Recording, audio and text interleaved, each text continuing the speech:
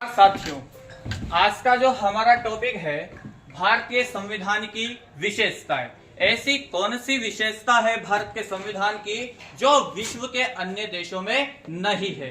पहली जो हमारी विशेषता निकल कर आती है कि भारत का जो संविधान है वो सबसे बड़ा लिखित संविधान है। क्या है? भारत का विश्व का सबसे बड़ा लिखित संविधान है। विश्व का सबसे बड़ा लिखित संविधान। और ये बताया है किसने? आइवर जेनिंग्स ने। किसने बताया है? आइवर जेनिंग्स ने। सबसे बड़ा क्यों कहा जाता है कि जब हमारा संविधान 26 नवंबर सन 1949 को कंप्लीट हो चुका था, उसे हमने नाम दिया था मूल संविधान। मूल संविधान में कितने अनुच्छेद थे, कितने भाग थे और कितनी अनुसूचियां थी? तो मूल संविधान में 22 तो भाग थे। कितने? 22 भाग। और अनुच्छेद कितने थे?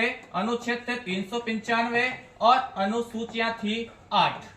अनुसूचियां कितनी थी? 8। इसके बाद हमने क्या किया? अगर वर्तमान में देखोगे भाग को तो 25 भाग हमारे सामने निकल कर आते हैं। कितने? 25 भाग हमारे सामने निकल कर आते हैं। लेकिन वो क्यों निकल कर आते हैं? गणना के आधार पर। किसके आधार पर? गणना के आधार पर। अगर हम भाग को काउंट करते हैं तो हमारे पास जो भाग निकल कर आते हैं कितने आते हैं? 25। यानी वो उपभाग है। वो क्या है? उपभाग है। अगर ऐसे ही हम अनुच्छेद की बात करेंगे तो अनुच्छेद भी यानी उप अनुच्छेद जुड़े हुए हैं। कितने? अगर वर्तमान की बात करेंगे तो 465 से ज्यादा क्या है हमारे पास? अनुच्छेद है। और मूल संविधान में बात करेंगे तो 8 क्या थी हमारे पास? अनुसूची थी। और वर्तमान में कितनी है? 12 है। यानी हमने 4 अनुसूचियां बाद में जोड़ी है। और 9वीं अनुसूची जो जोड़ी है उसमें भूमि सुधार से संबंधित है, 10वीं है दल बदल से संबंधित, और 11वीं है पंचायती राज से, और 12वीं है नगरीय निकाय से। इस प्रकार कहा गया है कि विश्व का सबसे बड़ा लिखित संविधान कौन से देश का है? भारत का है। क्लियर हो गई पूरी बात? इसके बाद दूसरी विशेषता हमारे पास जो निकल कर आती है वो है कौन सी? देखना, संसदीय शासन प्रणाली। क्या है? संसदीय शासन प्रणाली। संसदीय शासन प्रणाली जो हमने कहां से ली है? ब्रिटेन से ली है। कहां से ली है? ब्रिटेन से। इसका मतलब क्या है कि संसदीय शासन प्रणाली में दोहरी कार्यपालिका होती है। कितनी? दोहरी कार्यपालिका होती है। एक तो होगी नामात्र की कार्यपालिका और एक होगी वास्तविक कार्यपालिका। एक कौन सी होगी? वास्तविक कार्यपालिका।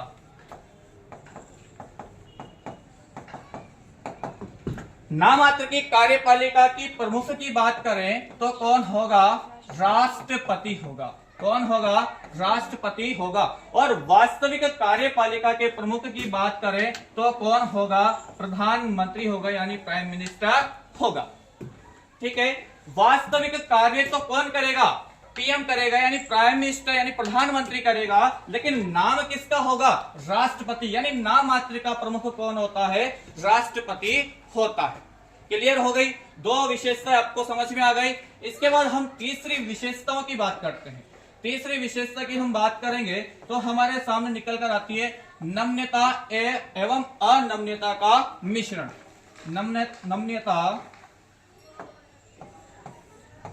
नम्यता एवं अनम्यता का मिश्रण।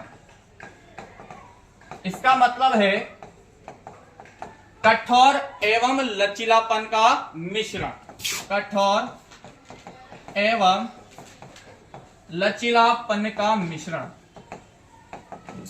इसका मतलब यह मत समझना कि एक तरफ से तो कठोर है, दूसरी तरफ से क्या है?